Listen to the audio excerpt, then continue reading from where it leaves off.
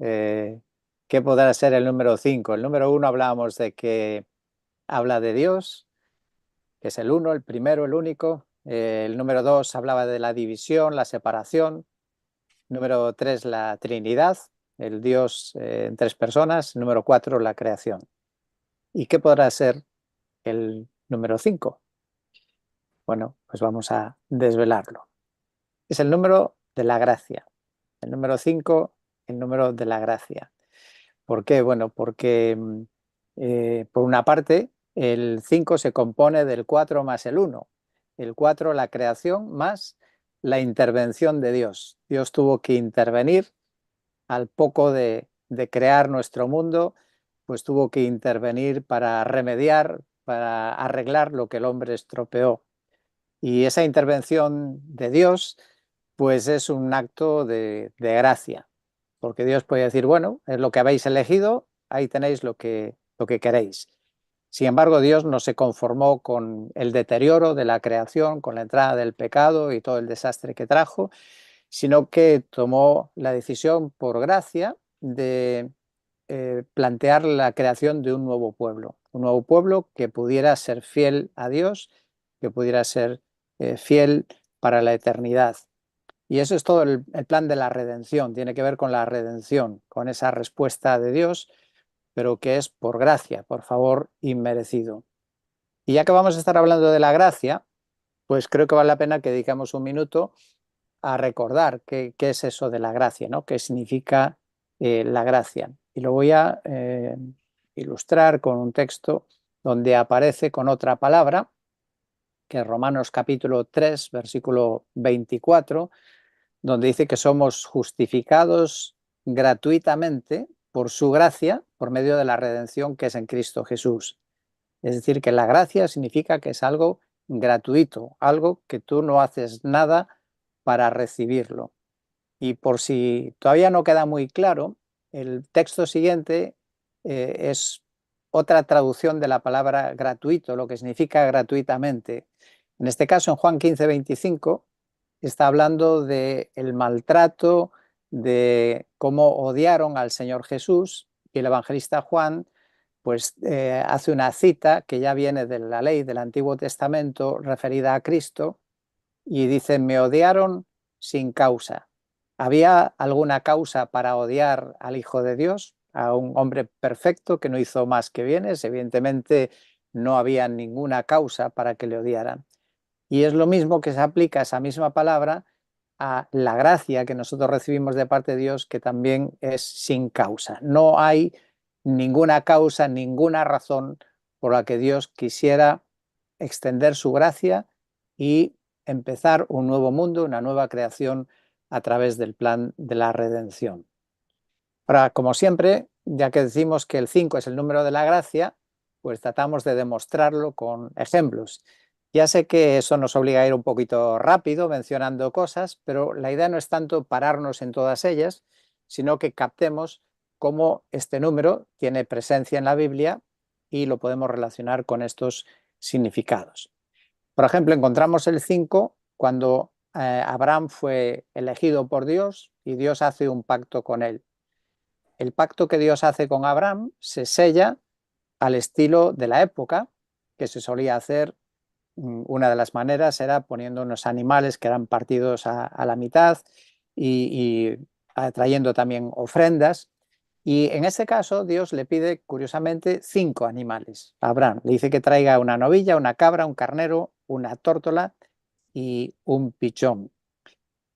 Y de esa manera Dios usa 5 animales, el número 5, en el sello de su pacto de gracia. Ahora os voy a mostrar el siguiente ejemplo de Abraham, que realmente es casi, diría yo, impactante, ¿no? Cuando Dios le cambia el nombre a Abraham, lo que hace es insertar una letra, simplemente inserta una letra en su nombre. Y claro, adivina qué valor tiene esa letra que Dios inserta para cambiar de Abraham a Abraham. Pues la letra que tiene el valor 5 en hebreo. Y Dios, por su gracia, está cambiando, haciendo un pacto que hace un cambio de nombre a Abraham. Bueno, podríamos pensar que es por casualidad, por azar, pero yo pienso que Dios, como se dice, ¿no? No da puntada sin hilo, sabe lo que hace y tiene algún propósito. Y algo también interesante en ese episodio de la gracia de Dios con Abraham, que es una gracia que se extiende a través de él a la humanidad, pues es el lugar donde Dios se presenta por primera vez como el yo soy, el Dios Todopoderoso. Hasta entonces Dios no se había presentado con ese nombre, pero ahí en Génesis 17 encontramos la primera mención de Dios como Todopoderoso. Y es que el Dios de toda gracia se presenta como el Todopoderoso para presentarnos que Él es el que tiene el poder, la capacidad de suplir toda necesidad de toda la humanidad, de cualquier persona, de todo ser humano. Y claro, lo hace en un momento cuando le está haciendo una promesa difícil a Abraham de que le va a hacer fecundo. Cuando eran mayores, había un problema de esterilidad, pero Dios dice, yo soy el Dios de no solamente de toda gracia, sino que tengo también todo el poder para llevar a cabo mi gracia para con vosotros. Y si queréis más curiosidades, coincidencias, pues resulta que la primera mención de Todopoderoso en el Nuevo Testamento lo encontramos en un texto bastante similar o que nos recuerda a la historia del llamado de Abraham. Abraham fue llamado por Dios, sacado por Dios de su tierra, de aquel mundo para hacerle el pueblo de Dios a través de él. Y encontramos en 2 Corintios 6, versículos 17 y 18, que nosotros también hemos sido llamados a salir del mundo, a apartarnos del mundo para Dios. Y ahí dicen, no toquéis lo inmundo y yo os recibiré. Y aquí viene la promesa, ¿no? Si nos apartamos para Dios, yo seré para vosotros padre y vosotros seréis para mí hijos e hijas, dice el Señor Todopoderoso.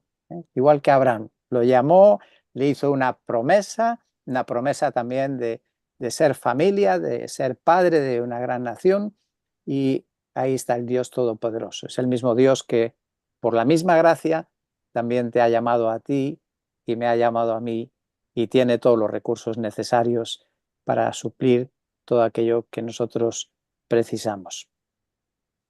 La gracia también la podemos ver en el quinto. Por ejemplo, en el quinto día de la creación hay una gracia especial porque surgen los seres vivientes. Hasta el quinto día no hay los animales, aparecen en el quinto día de la creación. Pues es como una generosidad de Dios creando algo especial que era el reino animal. En el quinto libro, quizá todavía más significativo, el quinto libro de la Biblia es el libro de Deuteronomio. Deuteronomio, esa palabra significa segunda ley. Y no es que Dios estaba dando otra ley nueva, una segunda ley, como quizá nosotros entendemos el término, sino que significa que es una repetición de la ley. Y la ley implicaba también la gracia de Dios para aquellos que se someten a sus leyes, ¿no? A su ley, pues reciben la gracia de Dios.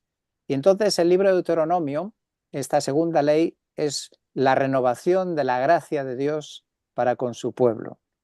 ¿Y por qué viene en ese momento? Pues viene en un momento crítico, un momento importante, porque Israel, su pueblo, viene del fracaso del desierto, de haber desobedecido a Dios, de no haber recibido la promesa, y ahora que van a entrar al final en la tierra prometida, viene la segunda ley, viene el libro de Deuteronomio, donde Dios renueva su pacto de gracia con su pueblo, les va a dar una nueva oportunidad de entrar, de recibir, de disfrutar la tierra prometida. Y ahí es justo donde encontramos expresiones extraordinarias que hablan del Dios de Israel, que es nuestro Dios también, como por ejemplo en Deuteronomio 4, versículos 7 al 8, y luego el 20 dice, porque ¿qué nación grande hay que tenga un Dios tan cerca de ella como está el Señor nuestro Dios siempre que le invocamos? ¿O qué nación grande hay que tenga estatutos y decretos tan justos como toda esta ley que hoy pongo delante de vosotros? Pero a vosotros el Señor os ha tomado y os ha sacado del horno de hierro de Egipto para que fuerais pueblo de su heredad, como lo sois ahora. La extraordinaria gracia de Dios, el Dios extraordinario que hace que un pueblo a veces miserable se convierta en un pueblo extraordinario, en el pueblo de Dios, por la gracia de Dios. Deuteronomio, el quinto libro de la Biblia, también fue el arma que esgrimió el Señor Jesús para enfrentarse con Satanás. En las tentaciones, cuando Jesús fue tentado, los textos todos fueron citados de este libro de gracia, del libro de Deuteronomio. También estudiando los Salmos, el quinto libro de los Salmos, ya explicamos el otro día que el libro de los Salmos está dividido en varios libros. Es el único libro que de manera inspirada está dividido en libros. Y el quinto libro pues empieza con el Salmo 107. Y ahí podéis ver que es un salmo que habla de la bondad de Dios, de su misericordia, de cuando clamaron al Señor en su angustia, Él los libró de sus aflicciones y los guió por camino recto. Y las aflicciones de Israel, que es lo que está recordando este salmo, pues no vinieron por mala pata, por mala suerte, les habían venido por su desobediencia. Y sin embargo, de nuevo, en la gracia de Dios, muestra bondad, misericordia y responde a su oración. ¿Qué más cosas tenemos con el número 5? Muy interesante el tabernáculo. Es un tema también muy interesante. Estudiar el tabernáculo es muy significativo. El tabernáculo, llamado también del testimonio, la tienda del testimonio, hay varias o casi numerosas manifestaciones del número 5. Es un número que aparece de una manera enfática en el tabernáculo. Desde la entrada, en la entrada del tabernáculo había 5 pilares y además estaban separados entre sí por 5 codos y cada uno tenía 5 codos de altura. ¿No veis eso? 5, 5, 5, mucho énfasis en el 5. El altar del sacrificio también era de 5 codos por cada lado. Y luego en otras medidas son múltiplos de 5. Por ejemplo, el patio exterior medía 100 codos de longitud, es decir, 5 por 20. De ancho medía 50 codos, es 5 por 10. Y alrededor había columnas que hacían para colgar una cortina que hacía de cierre, ¿no? al espacio que ocupaba el tabernáculo. Y encontramos a cada lado 20 columnas, es decir, 4 por 5, 20, y delante y atrás 10 columnas, es decir, 5 por 2, 10. Y luego si sumas todo eso, el total, pues tienes 60 columnas, que es 5 por 12. Son números repetidos, ¿no? Que hay un énfasis en el número 5. También lo que es el edificio propiamente, es decir, la tienda que abarcaba el lugar santo y el santísimo, pues tenía 30 codos de largo, 10 de ancho y 10 de altura, que son múltiplos de 5.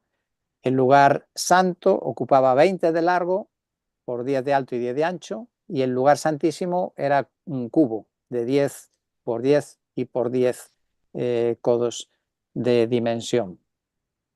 Por si eso fuera poco, si todavía nos parece que hay pocos 5, que está poco enfatizado el 5 en el tabernáculo, también la composición del aceite de la unción con el que se ungía la tienda, los muebles y los sacerdotes, también estaba formado por 5 componentes y también esos componentes tenían eran múltiplos de 5.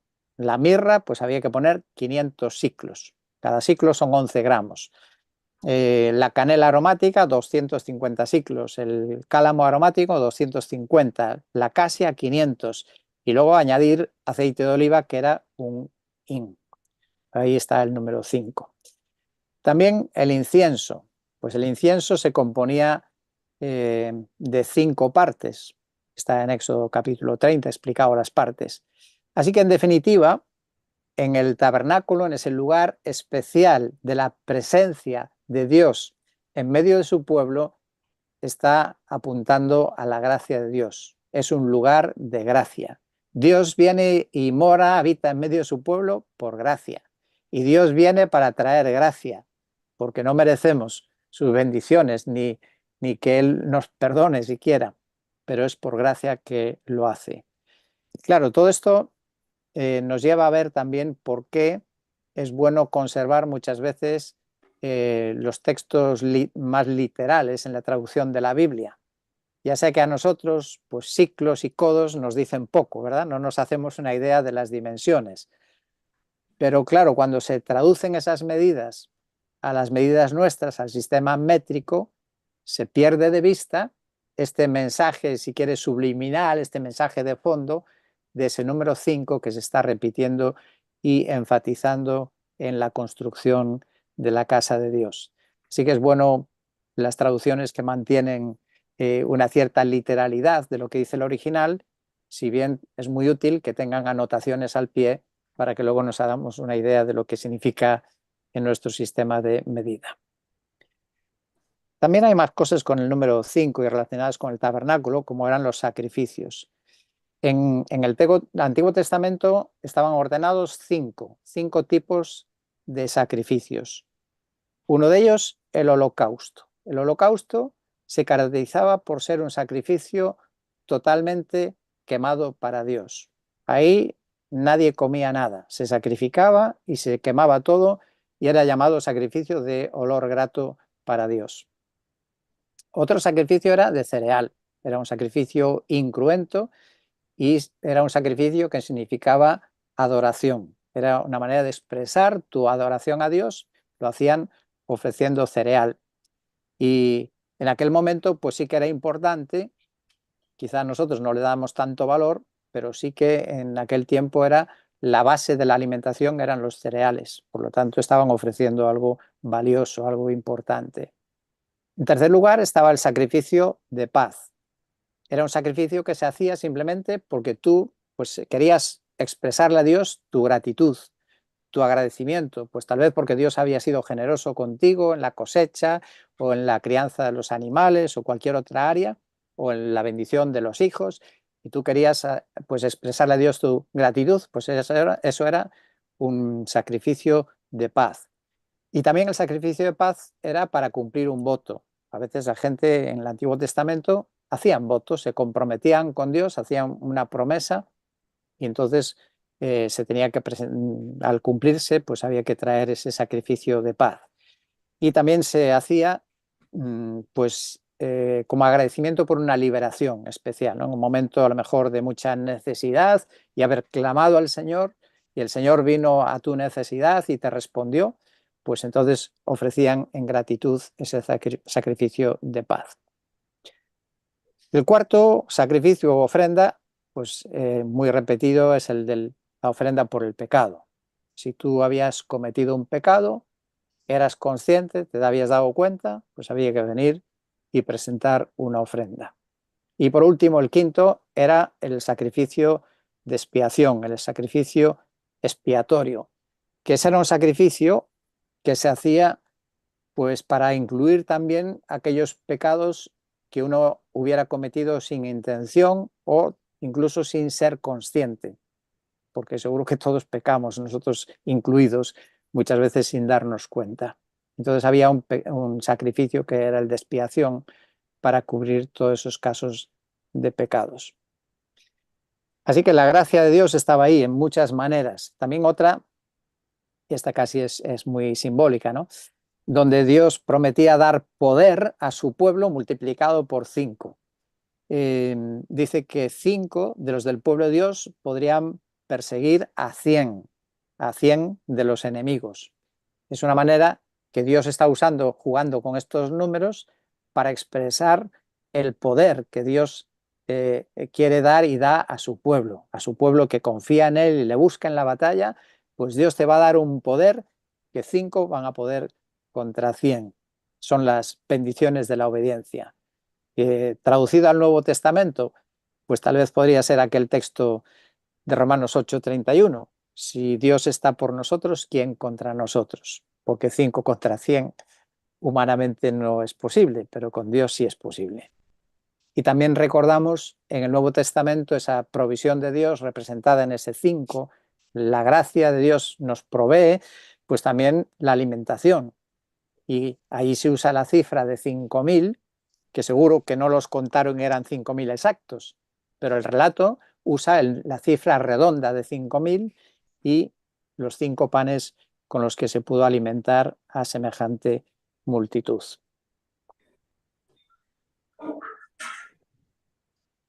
En Romanos capítulo 8 nos explica los 5 pasos del proceso de la salvación de una persona.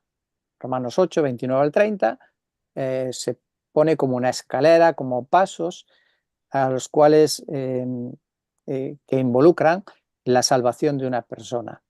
Y ese texto que conocéis y aún recordamos el domingo pasado, pues habla de que Dios conoció a la persona, Dios la predestinó, Dios la llamó, Dios la justificó y finalmente la glorificó.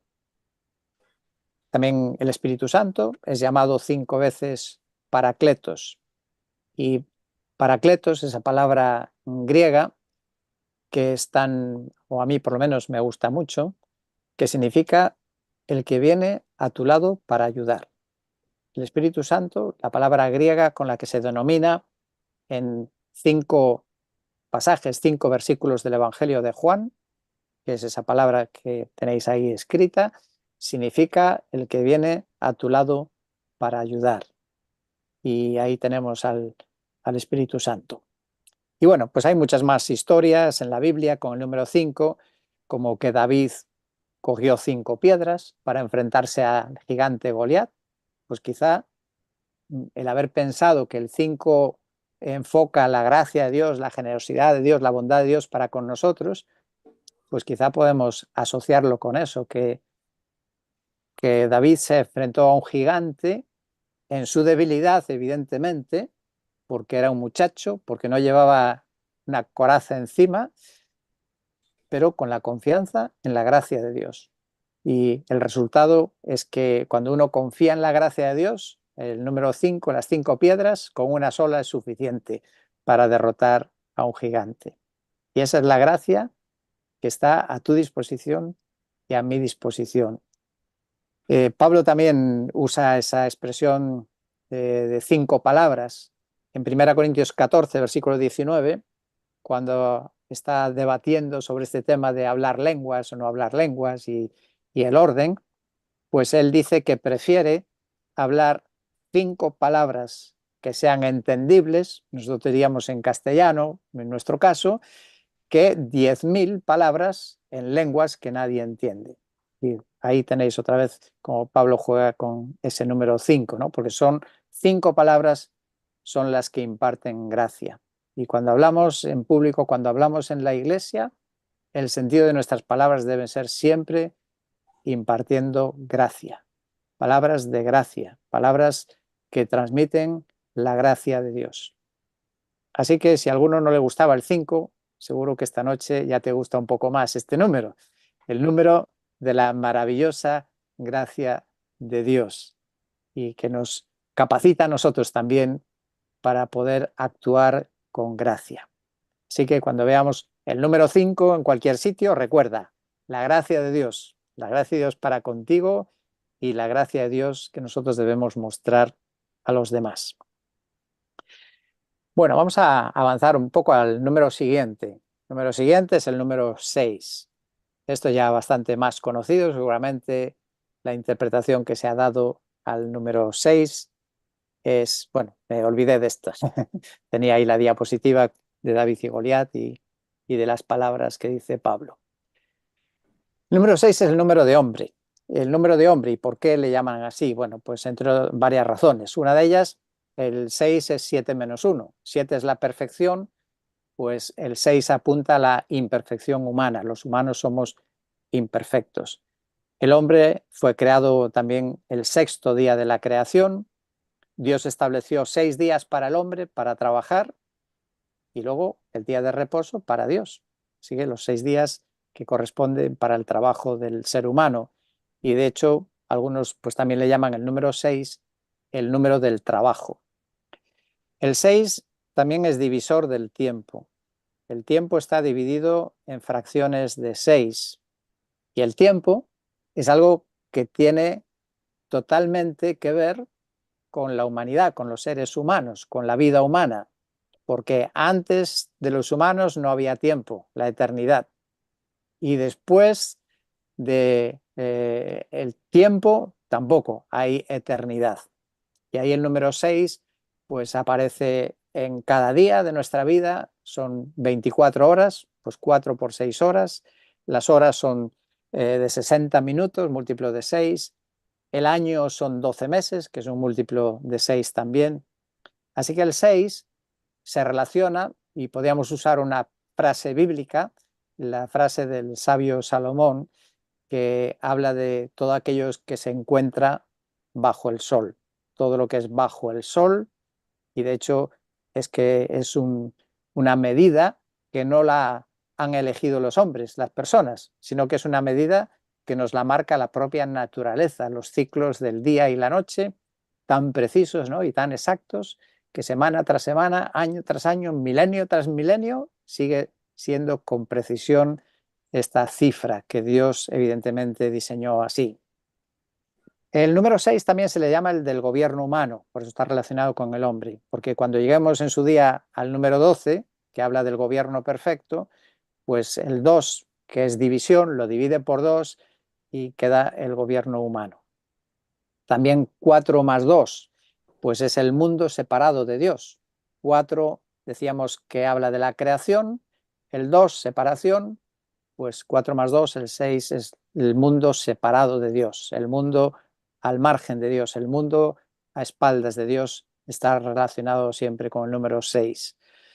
Y con el número 6, pues tenemos el famoso 666 del Apocalipsis, ¿no? El 666, curiosamente, pues lleva ese número 6 por triplicado, que como explicamos en su día, cuando algo se menciona 3 veces en la Biblia, pues el pensamiento hebreo tiene el sentido de el superlativo, el grado máximo, el grado superlativo, es decir, que el 666 pues es el humano en su imperfección en el grado sumo, o el grado superlativo.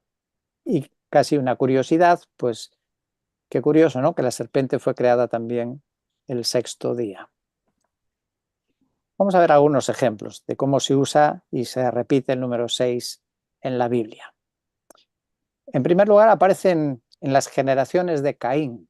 Cuando lees Génesis capítulo 4, curiosamente, Caín se mencionan 6 generaciones, ni más ni menos, se escogieron 6. No sé si es que después de la 6ª ya desapareció la línea de Caín, pero lo cierto es que la Biblia marca 6 generaciones. Y sabéis que Caín es llamado en el Nuevo Testamento que era del maligno, Caín, el del maligno. Abraham hizo 6 intercesiones sobre Sodoma y Gomorra. ¿Os acordáis que pedía al Señor si hubiera 50 justos? Y fue rebajando, ¿no? 45, 40, 30, 20 y en 10 se terminó. Y ahí fueron 6 intercesiones por esos pueblos malvados. También hay 6 menciones de la palabra holocausto en el relato del sacrificio de Isaac, cuando el Señor le pide a Abraham que lo sacrifique. Y 6 veces se menciona la palabra holocausto. Y alguien decía, bueno, pues porque el 7º será el sacrificio perfecto, que es el de Cristo, el sustituto perfecto que viene para nuestro holocausto. También los israelitas, en su rebeldía contra Dios en el desierto, cuando empezaron a quejarse de que el desierto pues, no era muy agradable donde vivir y pensaron que era mejor volver a Egipto, pues curiosamente mencionan 6 comidas de Egipto. Podrían haber mencionado 4 u 8, ¿no? Pues no, mencionaron 6. Dice que se acordaban del pescado, de los pepinos, los melones, los puerros, las cebollas y los ajos. Y curiosidad, ellos lamentaban 6 comidas de Egipto, que es símbolo de ese lugar de esclavitud, alejado de Dios. ¿Y qué alimentos nos muestra la tierra prometida? ¿Cuáles eran los alimentos que Dios dice que tenía preparados para su pueblo en la tierra prometida, en la tierra de Canaán? Pues Deuteronomio 8, versículo 8 dice, una tierra de trigo, cebada viñas, higueras, granados, aceite de oliva y miel, 7. Así que los 6 alimentos en la imperfección en Egipto, en la tierra prometida, 7 son mencionados. También el número 6 se menciona en relación con la persona de Jesús, en su nacimiento y en su muerte, lo cual se puede asociar con su humanidad, el carácter humano, sin perder su divinidad, pero también tenía ese aspecto humano. Y fue anunciado su nacimiento en el 6º mes de Elizabeth y se produjeron tinieblas en la hora sexta, es decir, las 12 del mediodía de la crucifixión. Otras menciones del número 6, pues en el juicio de Jesús, curiosamente, hubo 6 personas que testificaron que Jesús era inocente. 6 personas: Pilato, Herodes, Judas, la mujer de Pilato, el malhechor arrepentido y el centurión. También en el Salmo 8, cuando se habla de el hombre que tiene esta autoridad dada por Dios de dominar a los animales, pues eligen 6 para resumir, para representar a todos los animales. Y el profeta Joel, pues cuando habla de los seres humanos y quiere detallar un poco, pues define con 6 la lista de lo que representa a toda la humanidad, a todas las personas. Y habla de hijos, hijas, ancianos, jóvenes, siervos y siervas. Ahora, no me preguntes después por qué dice hijos, hijas y ancianos, no dice ancianas y siervos y siervas después, el masculino y el femenino. Pero eso es lo que pone el texto de Joel.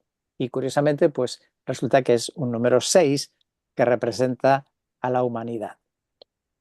Y ahora quiero llevaros a algo muy interesante que me parece muy significativo, que encontramos en una historia donde aparecen 6 pasos. Génesis capítulo 13. Es la historia que conocéis seguro de la separación de Lot y Abraham. Cuando se habían peleado iba a decir los empleados, ¿no? Los pastores de Abraham con los de Lot, porque había un problema con los pastos que si no eran suficientes, y decidieron separarse. Y conocéis el final de la historia. Abraham, hombre fiel a Dios, el amigo de Dios, el hombre bendecido por Dios. Lot terminó su historia teniendo que ser rescatado por Abraham y por poco pierde la vida y lo pierde todo, ¿no?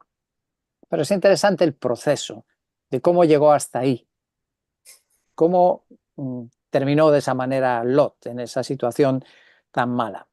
Y cuando lees en Génesis 13, a partir del versículo 10, puedes encontrar 6 pasos que fue dando Lot en su alejamiento de Abraham, que vino a representar también un alejamiento de Dios y un alejamiento de la bendición de Dios.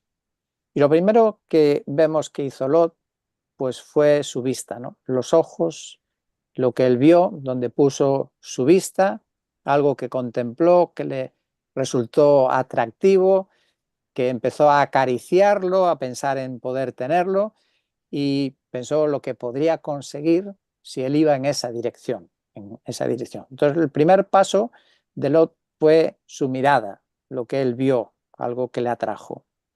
Luego el segundo paso, versículo 11, dice que escogió para sí el valle del Jordán. Bueno, además dice todo el valle, todo para mí, todo el valle de Jordán.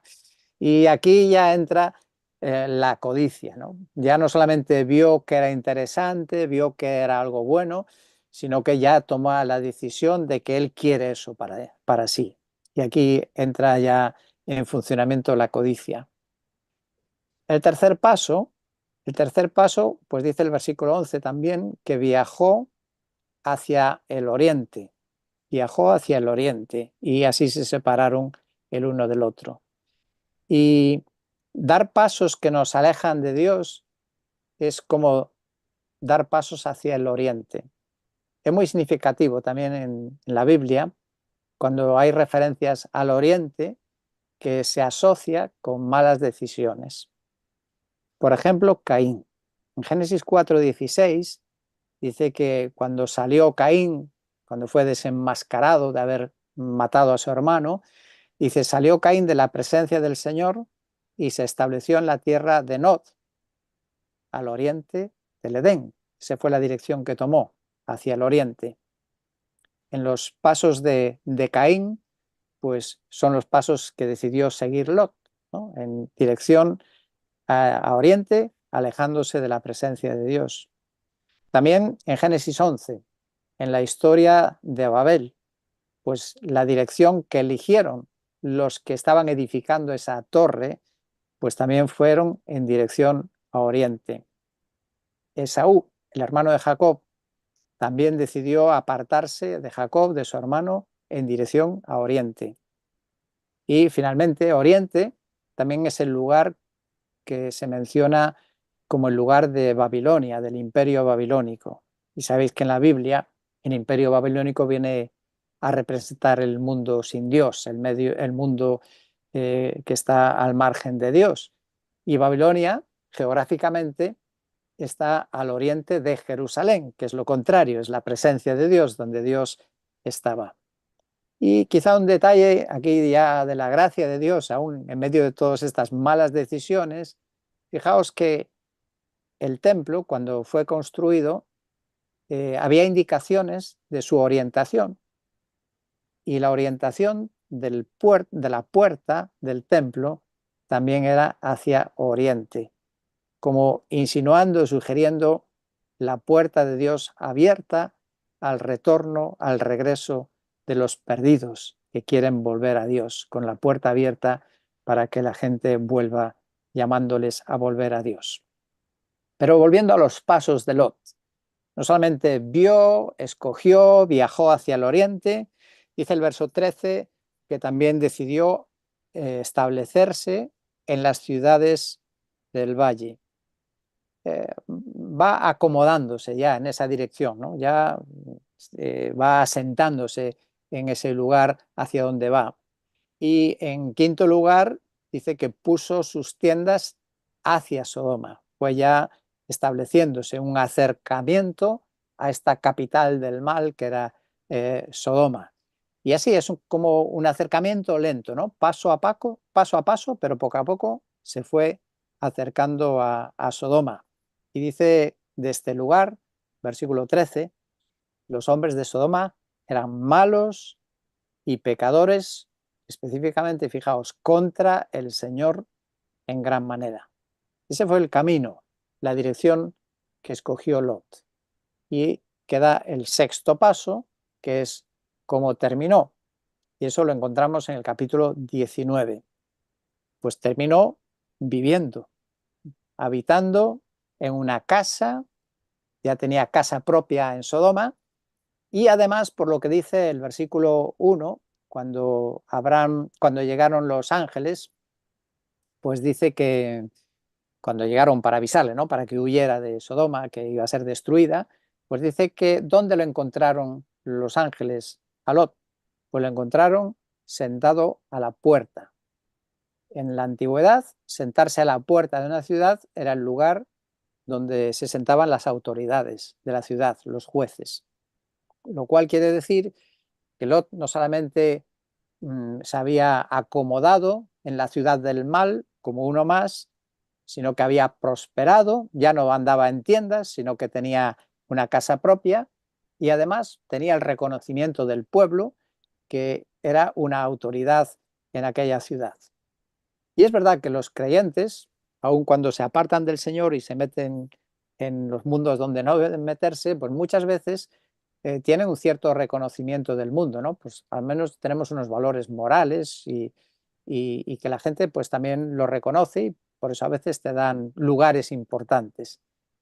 En el fondo es parte de la estrategia del enemigo, ¿no? Para tratar de atraparnos, alejarnos de Dios y hacernos como tratar de ver que la vida sin Dios pues también parece muy bonita, ¿no? Parece muy atractiva y se puede disfrutar. Pero ahí terminó el hombre de Lot teniendo que ser rescatado de ese lugar de destrucción y también por la gracia de Dios, ¿no? Sin duda ninguna. Así que ahí están los pasos interesantes de cómo Lot se alejó, tomó el camino opuesto al de Abraham. Y aquí, cuando hablamos de esto del alejamiento de Dios, de tomar malas decisiones, de meternos en caminos de tentación, pues una pregunta, ¿no?, que nos hacemos es ¿en qué punto hay que parar? Cuando se acerca esta escalera descendente, ¿en qué escalón debemos de parar, ¿no? ¿Cómo podemos evitar llegar a terminar mal como Lot? Dicho de otra manera, lo que los jóvenes, cuando hacíamos los retiros de jóvenes y adolescentes, pues muchas veces nos preguntaban, ¿no? Bueno, ¿y hasta dónde se puede llegar? ¿Hasta dónde puedes llegar? Pues en cualquier tema que te imagines, ¿no? Y sobre todo, pues ellos a veces las relaciones, chico-chica, ¿no? Pues hasta dónde se puede llegar sin pecar. Bueno, lo que hay que parar es en el primer escalón, porque después de que uno empieza a correr cuesta abajo, es mucho más difícil de parar. Me vino a la mente un refrán español, no sé si es internacional probablemente, que dice que el comer y el rascar, todo es empezar, ¿verdad? Pero para que no sea simplemente un refrán popular, voy a terminar, ya que no nos va a dar tiempo, que el número siguiente también merece su espacio, con unos proverbios. Unos proverbios donde el sabio nos advierte de lo importante que son los primeros pasos en las malas decisiones. Proverbios en el capítulo 1 dice: hijo mío, si los pecadores te quieren seducir, y eso es así, los pecadores nos quieren seducir, ¿no? Nos quieren hacer ver que la vida, su vida es atractiva, ¿no? Es interesante. Pues si te quieren seducir, no consientas. Si dicen ven con nosotros, hijo mío, no andes en el camino con ellos o aparta tu pie de la senda.